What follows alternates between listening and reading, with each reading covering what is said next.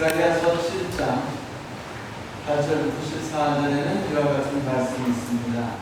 주님께서 스가랴에게 말씀하셨다. 나 만군의 주가 이렇게 말한다. 너희는 공정한 재판을 하여라. 서로 관용과 자비를 베풀어라. 과부와 고아와 나그네와 가난한 사람들을 억누르지 말고 동족끼리 해칠 생각을 하지 말아라. 주께서 이렇게 말씀하셨으나 사람들은 듣지 않고 등을 돌려 거역하였다. 귀를 막고 들으려고도 하지 않았다. 사람들은 마음이 차돌처럼 굳어져서 만군의 주님께서 이제 예언자들에게 당신의 영을 부어 전하게 하신 율법의 말씀을 듣지 않았다. 그래서 만군의 주님께서 크게 노하셨다. 주님께서 부르셨으나 그들은 듣지 않았다. 그렇다. 이제는 그들이 부르짖어도 내가 결코 듣지 않겠다. 나 만군의 주가 말한다. 나는 그들이 알지 못하는 모든 나라로 그들을 폭풍으로 날리듯 훑었고 그들이 떠난 땅은 아무도 오가는 사람이 없어 폐허가 되고 말았다. 그들이 아름다운 이 땅을 거친 땅으로 만들었다.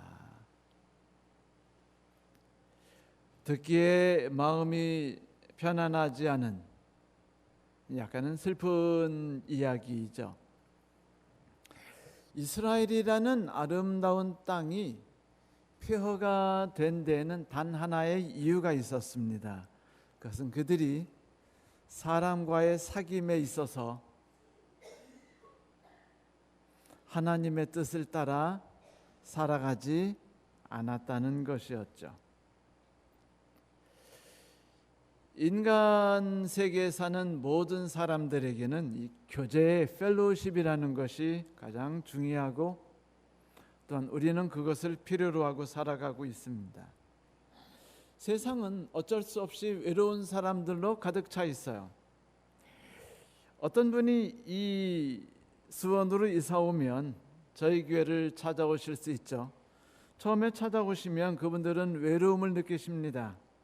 이유는 낯선 공간 그리고 익숙하고 정들었던 분들과 헤어졌기 때문이죠.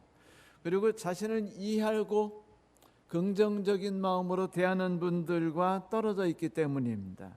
새로 만난 이들은 자신에게 그렇게 모든 걸 이해하고 가까이 다가오지 않기 때문입니다. 그것은 단순히 새로운 교회로 이사온 분에게만 속하는 것은 아니죠. 처음 시집을 가신 분, 새로 학교에 들어간 아이들, 직장에 새로 들어간 분들, 우리 모든 분들은 새로운 낯선 지역으로 갔을 때 관계가 새롭게 정립되는 와중 속에서 쉽게 상처를 입으며 그리고 쉽게 도피하고 쉽게 상처를 입습니다. 그리고 모두가 외로움 속에 갇히기가 쉽게 되지요. 그것은 슬픔이고 오늘 우리가 읽은 성경 말씀 스가랴서는 그것을 황무한 땅이라고 표현하였습니다. 그런데 만일 누군가가 외로워하는 그리고 서먹해하는 내 옆에 다가와서 진심으로 내 손을 잡고 내 이야기를 들어주려 하며 나와 함께 하려 한다면 어떻게 될까요? 상황이. 그때는 우리는 외로워지지 않게 될 겁니다. 외로워지지 않으면 불안해지지 않아요. 그리고 누군가에 대한 적개심도 줄어들게 됩니다. 자신감이 넘치기 시작하게 되죠.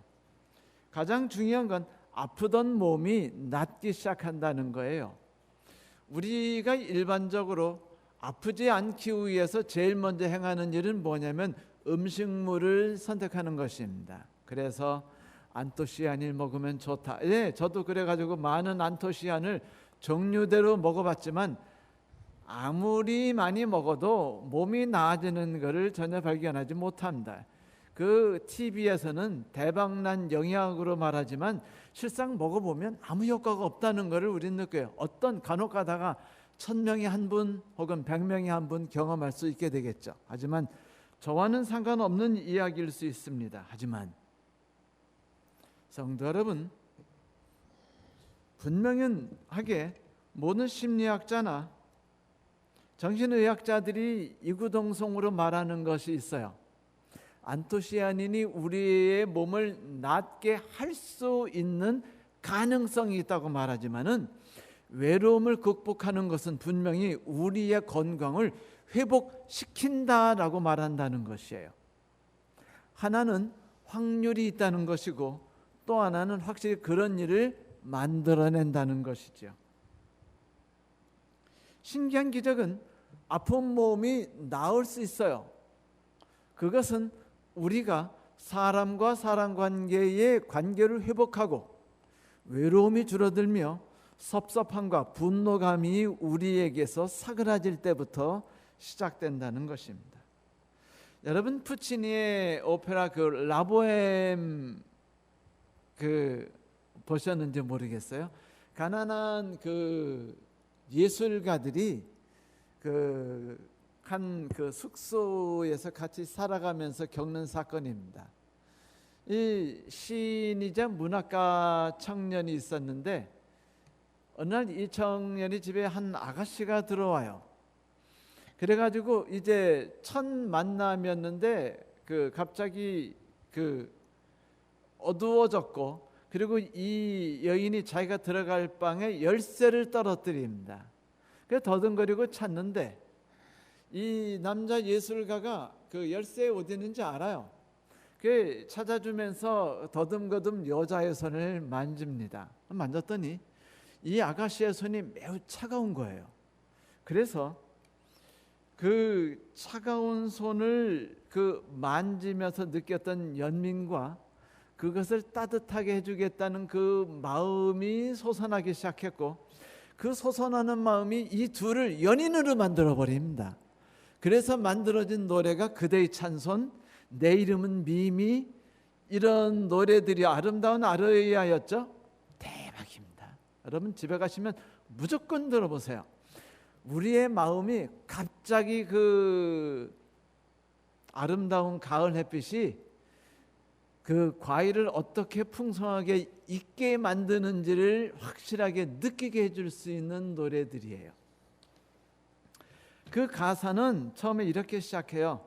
손이 무척이나 차갑군요. 제가 원어로 말씀하지 못하는 건 실수해가지고 잘못된 발음을 해가지고 나중에 창피당할까 봐 제가 따뜻하게 녹여드릴게요. 그리고 그 노래 끝에 나오는 말이 이겁니다. 이제 내게는 새로운 희망이 생겨나고 있답니다. 그래요. 타인과 적극적인 관계에 들어가기 시작하고 동정심과 호의가 있기 시작할 때 사람들의 마음이 녹아나가기 시작해요. 그것을 우리는 교제가 주는 축복이라고 말합니다. 무엇이라고요? 네, 교제가 주는 축복. 어떤 분이 이런 이야기를 했어요. 인생 전반기 50여 년은 쫓기며 살았지만 후반기 43년은 행복하게 살았습니다. 누굴까요? 존 디 락펠러입니다. 이분은 1839년에 태어나서 1932년에 돌아가셨습니다. 10여 세부터 사업에 뛰어들어서 많은 어려움을 겪었지만 그 모든 어려움들을 다 복으로 바꾼 사람이에요. 그래가지고 지구 역사상 가장 부자 1위에 달성하게 된 분이었습니다. 그런데 이분이 사업을 하면서 너무 몸과 마음을 혹사했기 때문에 50세가 되었을 때 특별한 암에 걸렸습니다. 그 알로페시아라는 탈모증 비슷한 암이었는데 의사가 말하기를 이제 딱 1년 남았습니다 라고 말을 했어요. 그 이야기를 듣자 이 락펠러가 암담에 꼭 황당했어요. 자기가 쌓은 모든 인생이 아무것도 아니라는 걸 느끼게 되죠.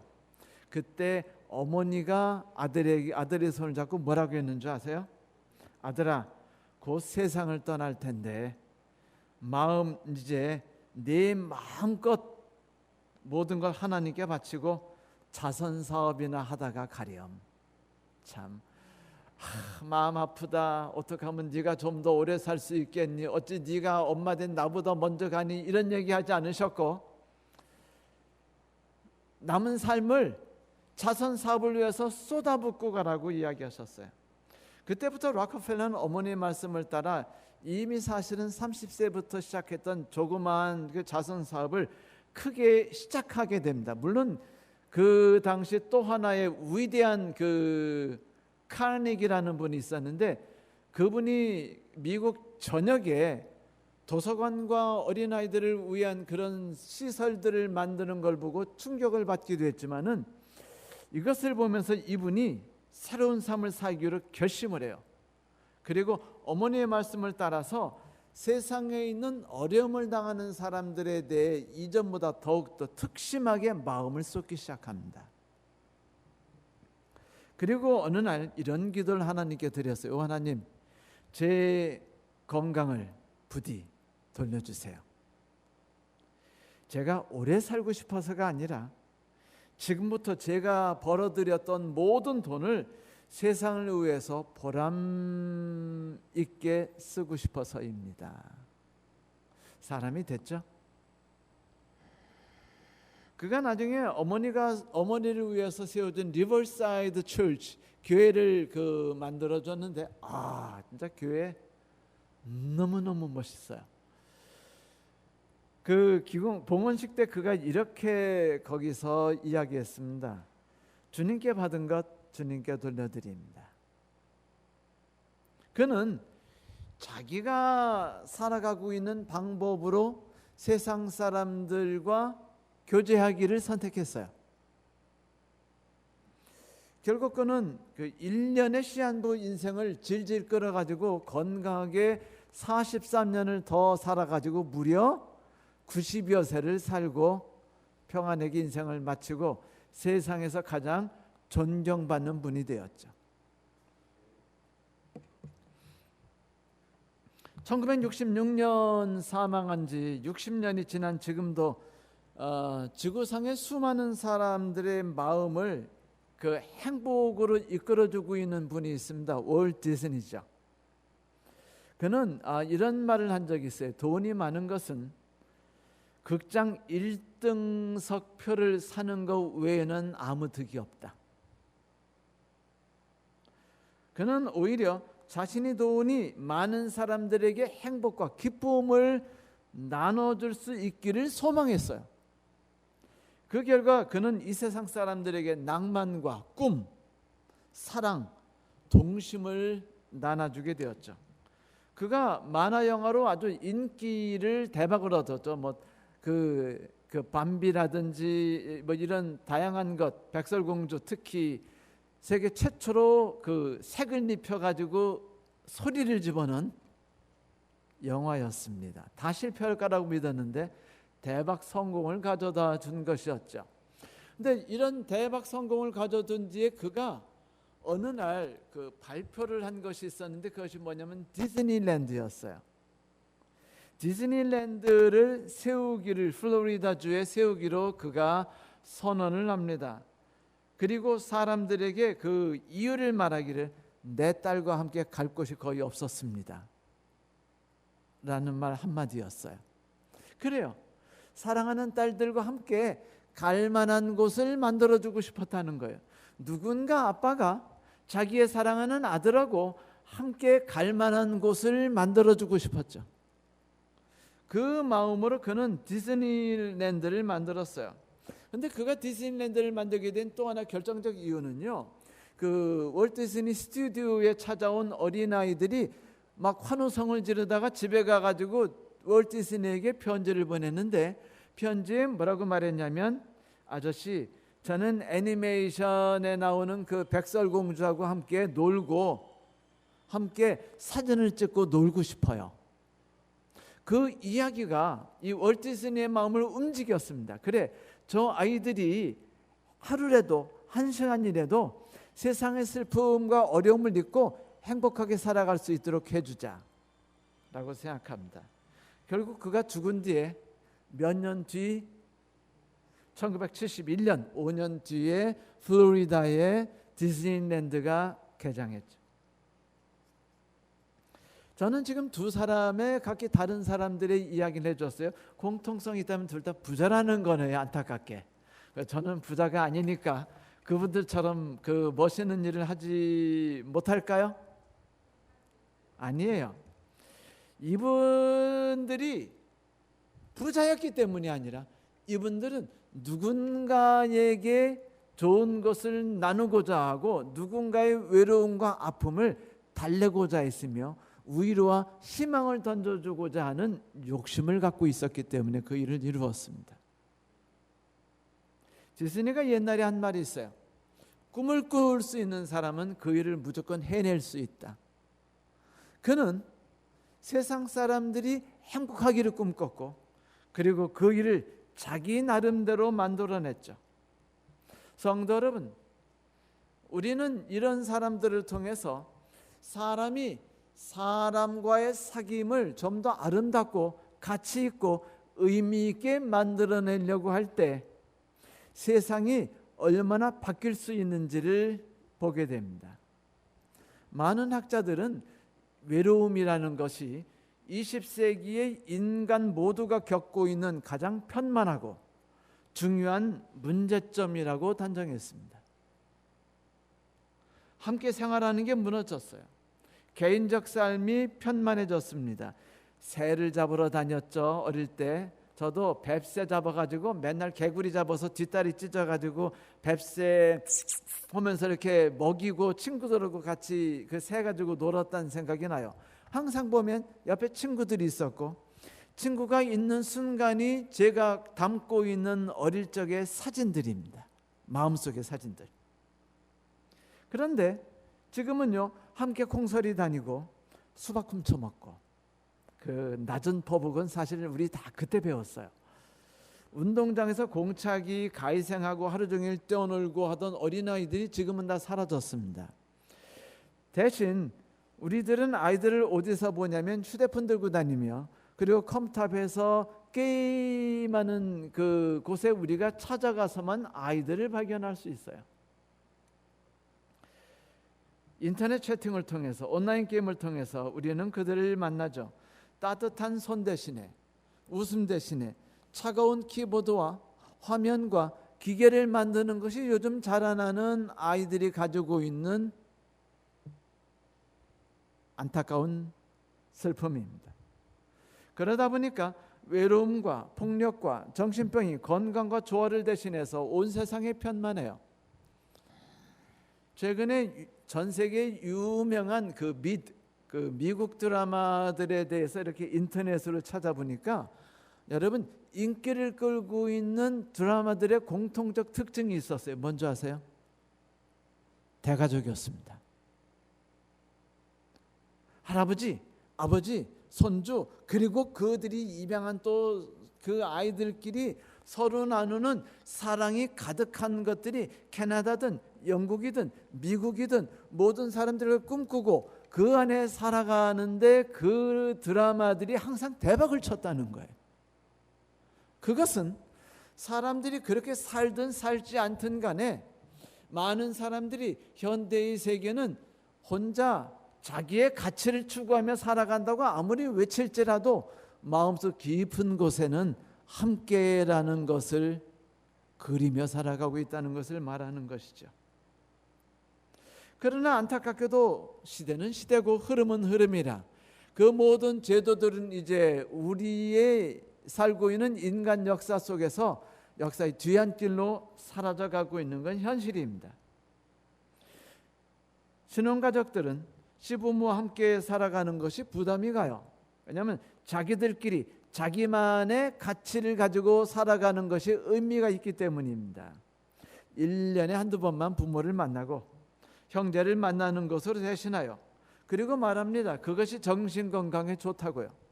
결국 뭐냐면 많이 만나고 많이 얽히고 많이 어울리는 것들은 인간의 정신에 해를 주니까 최소한으로 모여가지고 상처를 좀 줄이자라고 말하는 거 아니겠어요? 어쩌다가 인생이 요 모양 요 꼴로 오게 되는지 모르지만 그것을 욕하지 마세요. 그것은 현실이라는 그 음울한 세상 속에서 우리가 우리를 보호하고 가치 있게 살아갈 수 있는 유일한 방법들이기 때문에 그것을 선택한 것이에요. 나쁘다고 말하지 마세요. 우리가 바라는 건 이것이죠. 과연 우리가 더 많은 사람들끼리 모여서 함께 이 모든 것들을 해결해 나갈 수는 없는가? 월트 디즈니처럼 혹은 존 D 록펠러처럼 말이죠.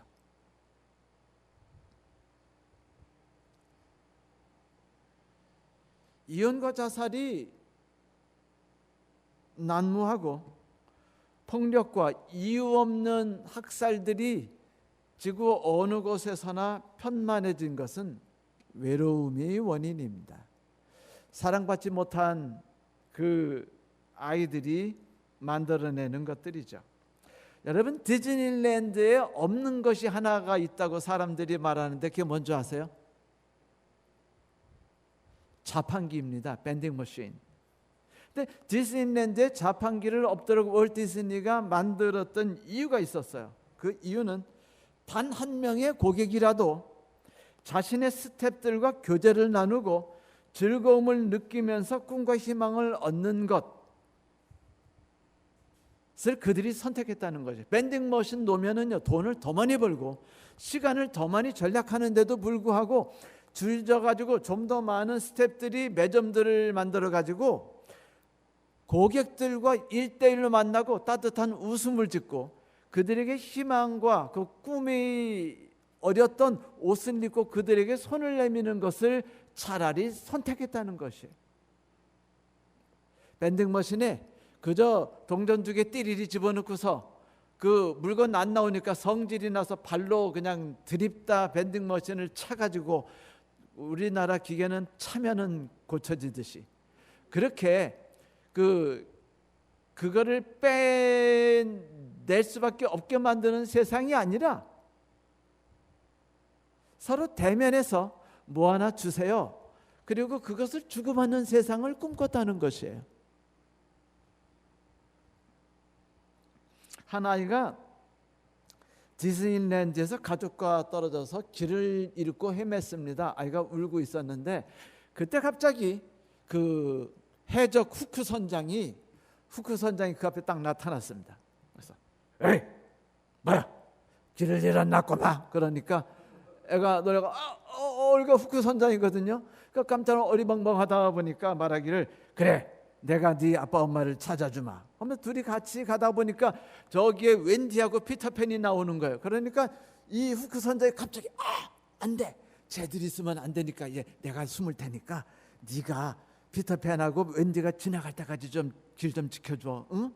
그러니까 아이가 그래 그렇게 할게. 그래가지고 후크 선장이 숨고 피터팬과 웬디가 지나갈 때까지 아이가 거기 지켜서 후크 선장을 보호했어요. 그리고 웬디가 지나가니까 나오셔도 돼요 라고 해가지고 둘이 길을 갔습니다. 언제까지 이렇게 했는지 아세요? 아이의 부모를 찾을 때까지.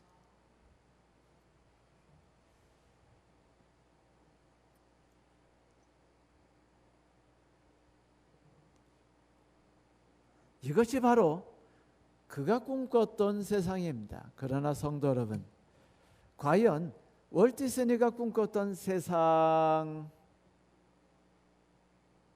그것이 단순히 월트 디즈니만의 꿈이었을까요? 아니었어요. 그 원천, 그 모든 것의 깊은 저변 그리고 원류에는 예수 그리스도께서 계셨습니다. 이런 노래가 있었죠. 매일 스쳐가는 사람들에게서 나는 읽을 수 있네. 공허함, 염려, 갈 방향을 알지 못하며 나가는 사람들, 그들이 가는 길에 두려움과 내밀한 고통이 있을 뿐이지 웃음 뒤에는 오직 예수님만 아실 억눌린 울음이 있네. 사람들에겐 주가 필요해. 그게 바로 우리가 잘 알고 있는 People Need the Lord 이라는 노래죠. 네, 저 그 노래 좋아합니다. 부르고 싶어도 목소리가 워낙 나쁘고 이제는 노래만 부르면 할아버지 인톤의 비브라토가 돼가지고 도저히 노래를 못 불러요. 여러분, 우리가 알고 있는 흥미로운 사실은 세상의 모든 외롭고 고통 속에 빠진 사람들에게 위로와 용기와 희망을 줄 수 있는 것의 모든 원천 옆에는 그리스도가 계셨다는 것입니다. 그분께서는 외로움에 떠는 모든 가련한 영혼들을 위해서 하늘에서 이 땅에 내려오셔서 직접 친구가 되어주기를 기뻐하셨습니다. 그분은 땅에 계시는 동안에 경멸당하고 비참한 가운데 사는 사람들의 친구로 곁에 있는 걸 매우 좋아하셨죠. 그래서 당시 지도자들 사두개인과 바리새인들이 예수를 말해서 뭐라고 말했죠? 창기와 세리와 죄인들의 친구였다. 여러분, 이것처럼 듣기 좋은 이름이 또 있나요?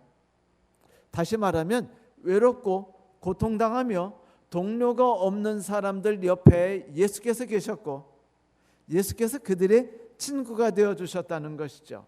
성경 이사야서에 이런 말씀이 있습니다. 스불론 땅과 납달리 땅과 요단강 저편 해변길과 이방의 갈릴리여, 흑암에 앉은 백성이 큰 빛을 보았고 사망의 땅과 그늘에 앉은 자들에게 빛이 비추었도다. 그래요.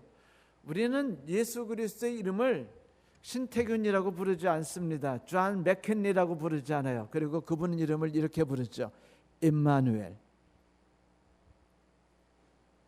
우리는 하나님의 이름, 아들의 이름을요 다른 이름으로 부르지 않고 하나님이 우리와 함께 하셨다라는 이름으로 부릅니다. 그것이 그분의 아이덴티티예요.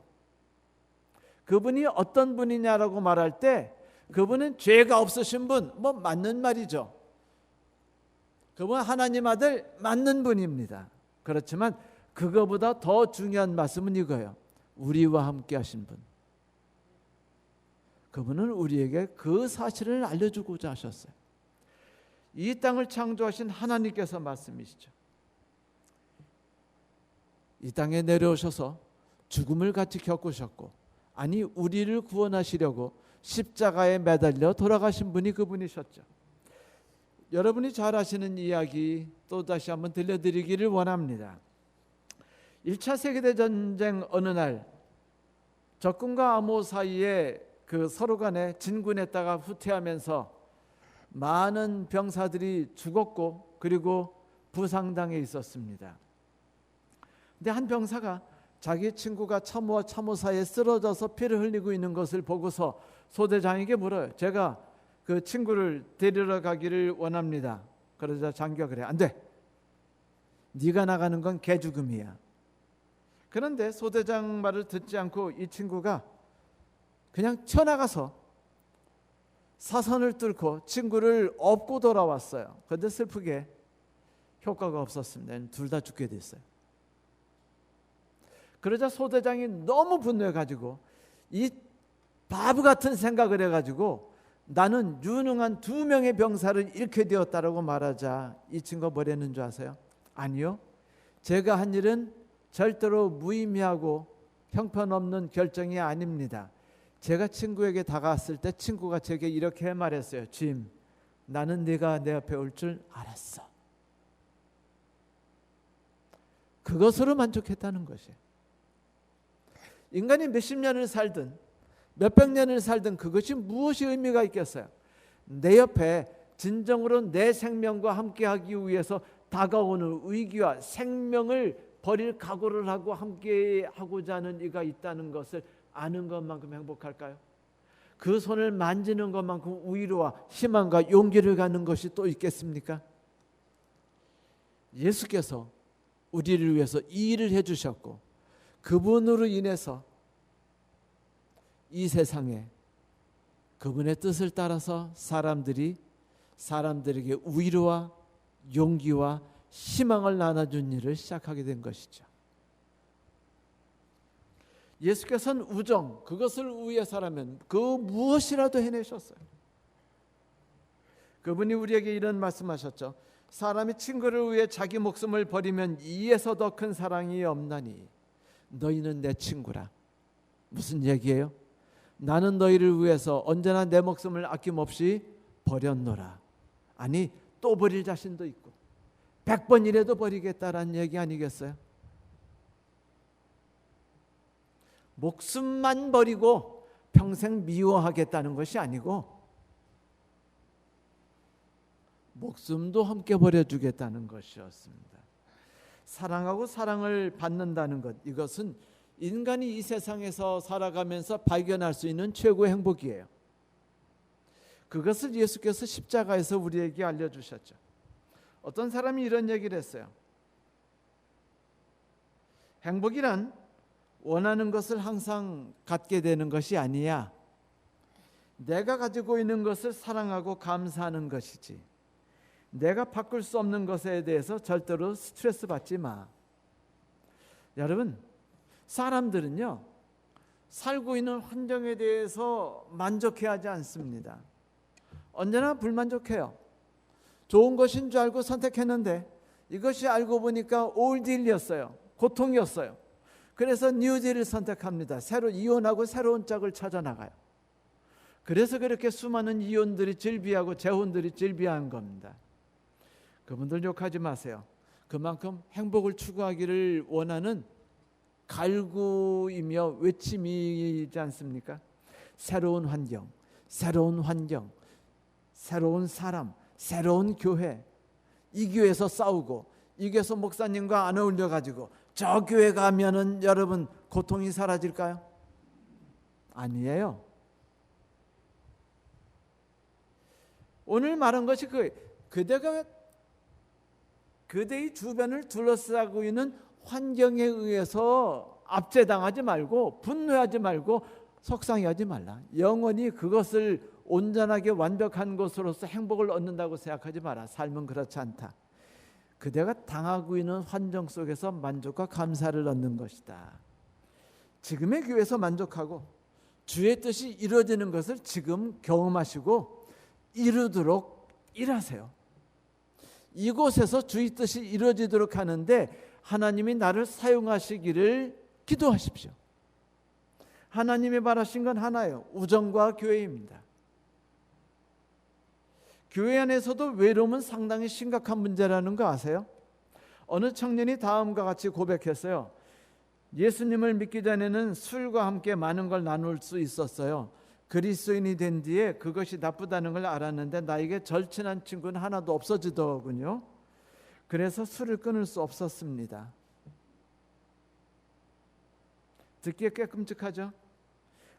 그러니까 당신에게 예수가 필요합니다. 이런 그 개똥 철학 같은 얘기 하지 말라는 거예요. 더 중요한 건 뭐냐면 그에게 옆에서 손을 잡아주고 손이 차갑구나, 내가 따뜻하게 잡아줄게요 라고 말하는 미미의 손을 잡아줬던 그 시인처럼 그런 것들을 그 청년이 교회에서 느끼지 못했다는 겁니다. 그러니까 여전히 술을 취할 수밖에 없었고 세상에 무엇인가를 탐할 수밖에 없었다는 거예요. 그리고 교회를 떠나면 우리는 그렇게 말하겠죠. 술을 못 끊더니 결국 교회를 떠났구나.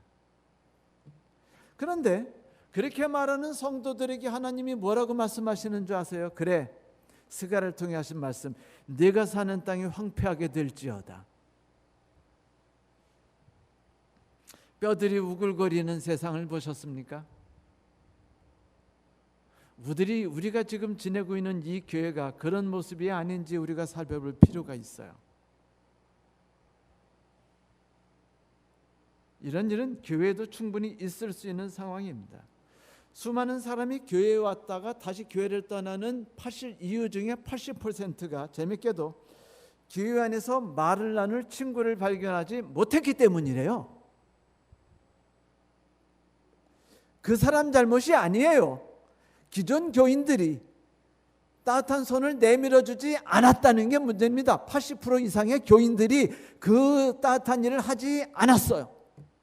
그리스도인답게 하지 않았고 그리스도의 제자로서 살지 않았기 때문에 이런 일이 이루어졌기 때문에 우린 이것을 비극이라고 말합니다. 단지 교회 처음 오면 우리가 반갑게 이름을 부르고 환영한 다음에 교회에서 만든 그 필통같이 생긴 거에 칫솔 치약 들은 거 나눠주면서 환영합니다, 이 교회 계속 오세요, 주소 적고 전화번호 적지만 그것으로 끝이에요. 더 이상 나가는 게 어디 있나요? 그 외로움이 뭔지를 느꼈나요? 어둠 속에 그 손이 차갑다는 걸 느꼈습니까? 그 마음의 고통을 우리가 헤아리려고 했나요? 그 환영이 아무리 잘 준비되어 있다 할지라도 의미가 없대요. 애니메이션 영화를 만든지, 오늘 제가 월트 디즈니 얘기를 많이 하죠. 아주 뿅 갔어요. 60년이 지난 1995년이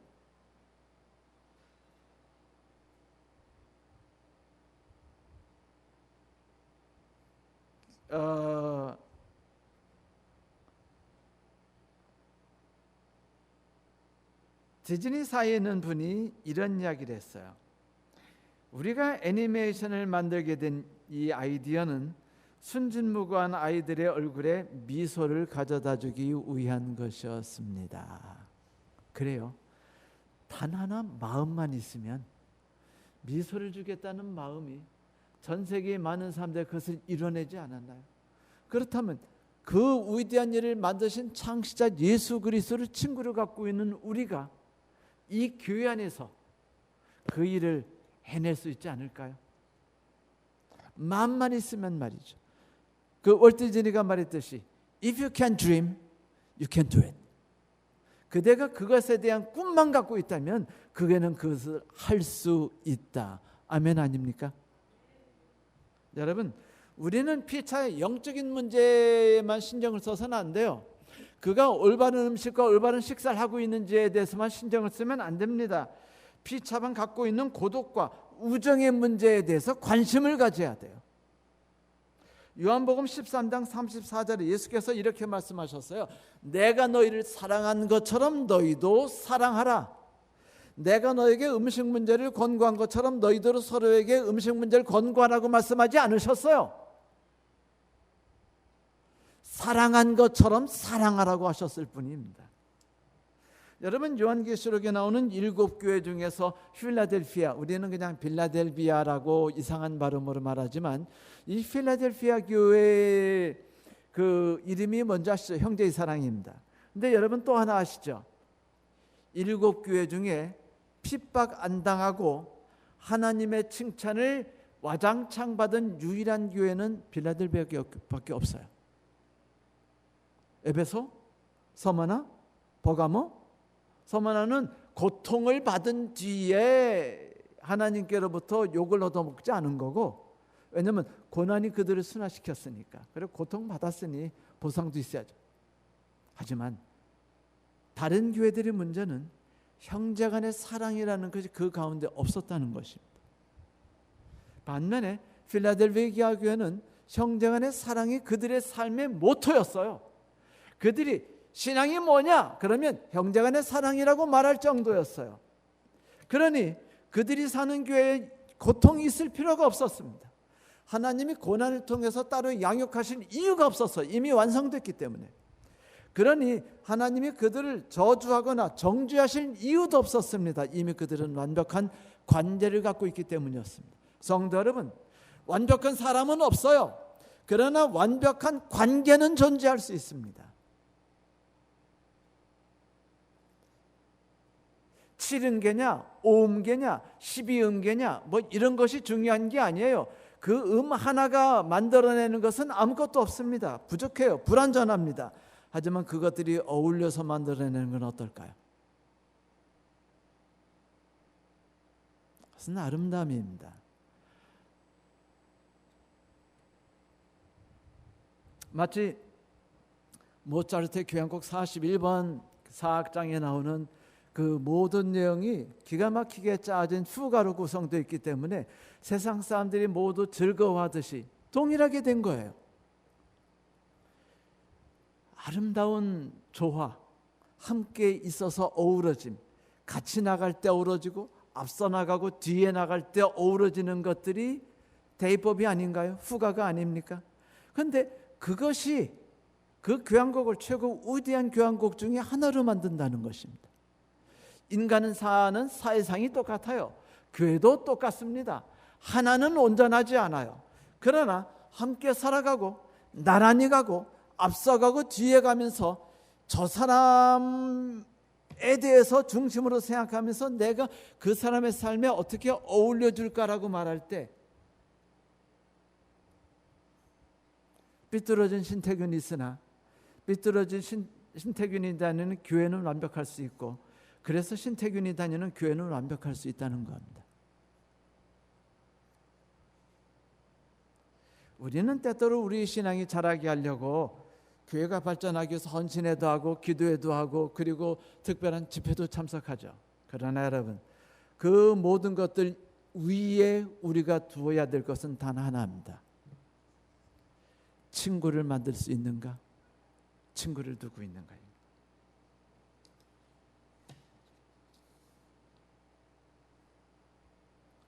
그래요. 이제 마칠 때가 됐으니까 이제 말씀을 줄여보지요. 방법에 대해서 제가 짤막짤막하게 한번 말씀을 드려보고 싶어요. 성도 여러분, 우리가 살고 있는 교회가 바람과 모래만이 씨름하는 것처럼 보이지 않기를 바란다면 우리가 살고 있는 교회가 우리는 교회라고 믿고 있지만 세상 사람들이 볼 때는 송장 냄새가 나는 것처럼 느껴질 수 있다면 사람들이 이 교회에 와서 외로움을 느끼고 다시 떠나는 교회라고 생각한다면 우정을 어떻게 키워야 되는지 어떻게 하면 우리가 장수할 수 있고 건강하고 원수가 없으며 살맛나게 해주는 우정을 키울 수 있는지에 대해서 한번 간단히 살펴보도록 합시다. 첫째, 일주일을 방문하거나 방문받지 받는 일이 없이 지나가지 않게 해주세요. 무슨 일이냐면 끔찍한 한 주가 있지 않게 해달라는 겁니다. 해보세요. 누가 안 찾아오면 찾아가세요. 아니면 찾아오게 해주세요. 있잖아요. 그 맛있는 거 만들었는데 커피 마시러 올래? 뭐 이런 거. 없으면 내가 찾아가면 되지 않겠습니까? 아무도 나를 방문하지 않거든 그것 때문에 이 교회를 욕하지 마시고 대신 방문하세요. 세 폰에 메모를 남기세요. 이메일 보내고 생일도 아닌데 생일이라고 막 우기면서 초대하세요. 그리고 생일인 줄 알았다면서 선물 사가지고 내가 실수했네 미안해요. 그러고서는 그 멋쩍은 웃음 지나고 기왕 왔으니까 차 한 잔 주어 이렇게 말하세요. 한번 해보는 겁니다. 둘째로 새로운 사람과 이야기하려고 애쓰세요. 무조건 옆에 찰싹 붙으세요. 물론 계속 달라붙어가지고 잘 오셨어 이곳은 축복 같은 곳임 이딴 얘기하지 마세요. 이런 거는요 별로 먹히지 않으니까 그냥 그 사람에게 필요한 것이 무엇인지 알지 않고는 함부로 접근하지 마시되 기도하면서 옆에 가려고 하는 마음을 가지시라는 겁니다. 그렇게 기도하십시오. 귀를 기울여주고 미소를 띄워주고 관심을 가져주세요. 이렇게 할 때 사람들은 외로움에서 벗어날 수 있답니다. 서로를 좋아할 수 있대요. 누가 합니까? 그렇게 하다가 미래 남편을 만나게 될지. 여러분 셋째로는 함께 시간을 보내는 연습을 하고 습관을 삼는 게 좋답니다. 함께 할 수 있는 거를 만들어야 돼요. 스터디 그룹을 만들든 볼링장을 가든 설악산을 가든 처음에 이것이 힘들어요. 사실 저 같은 사람은 더 힘들어요. 저는 그 방법보다는 딴 방법을 하는 게 속 편한 것 같아요. 그냥 설교단에 나서는 거. 왜냐하면 함께 어울리다 보면 괜히 새똥이 얼굴에 붙은 것 같은 막 그런 기분이 들기도 합니다. 하지만 단 하루 만에 로마가 이루어지지 않았잖아요. 그렇죠? 똑같이 우리가 이런 관계에 대해서 해낼 수 있어요. 사실 월트 디즈니가 그 모든 걸 하루아침에 만들어냈습니까?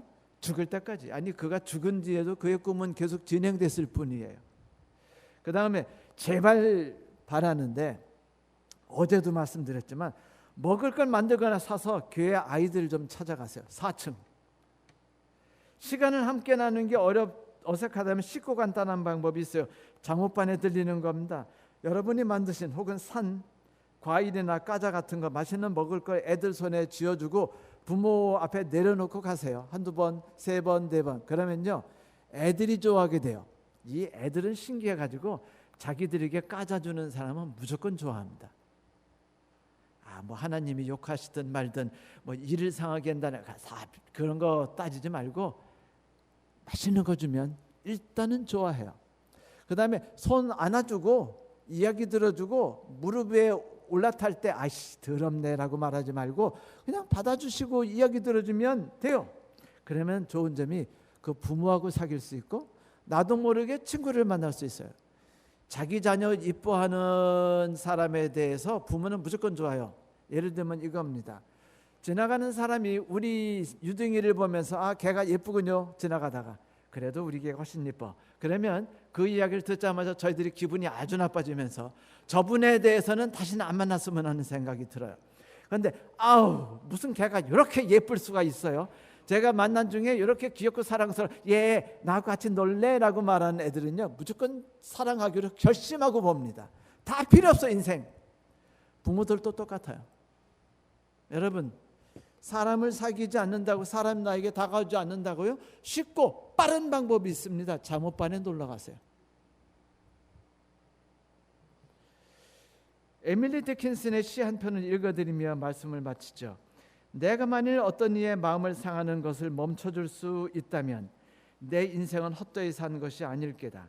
내가 만일 누군가의 고통을 경감시킬 수 있거나 내가 만일 누군가의 아픔을 가라앉힐 수 있다면 혹은 힘 빠진 라빈 새 한 마리를 그 둥지에 가도록 도울 수 있다면 내 인생은 헛되이 산 것이 아닐 게다. 그냥 에밀리 디킨슨은 천재 시인으로 미국에서 아주 위대한 시인입니다. 살아있을 때는 사람들이 몰랐는데 죽은 뒤에 그녀의 시가 발표됐어요. 천여 개의 시가 전 세계가 난리가 났습니다. 근데 그분의 시 중에 대표시가 이 시예요. If I can stop one heart from breaking. 바로 제가 읽어드린 시였습니다. 성도 여러분, 한 가지를 잊지 마세요. 만일 우리가 저 외로운 양치기에게 그들의 진정한 친구가 되려고 한다면 하나님께서 예수께서 우리의 친구가 되셨던 예수께서 우리와 함께 하시는 것을 우리는 경험하게 될 것입니다. 그리고 나는 부족하고 모난하고 문제 있는 자일 수 있으나 우리가 함께 살아가고 있는 교회는 위대한 교회가 될 수 있고 완벽하며 생명이 넘친 교회가 될 수 있을 것이라고 믿습니다. 하나님의 은혜가 이 추석에 여러분 가족에 함께 하시길 바랍니다. 말씀을 마치겠습니다.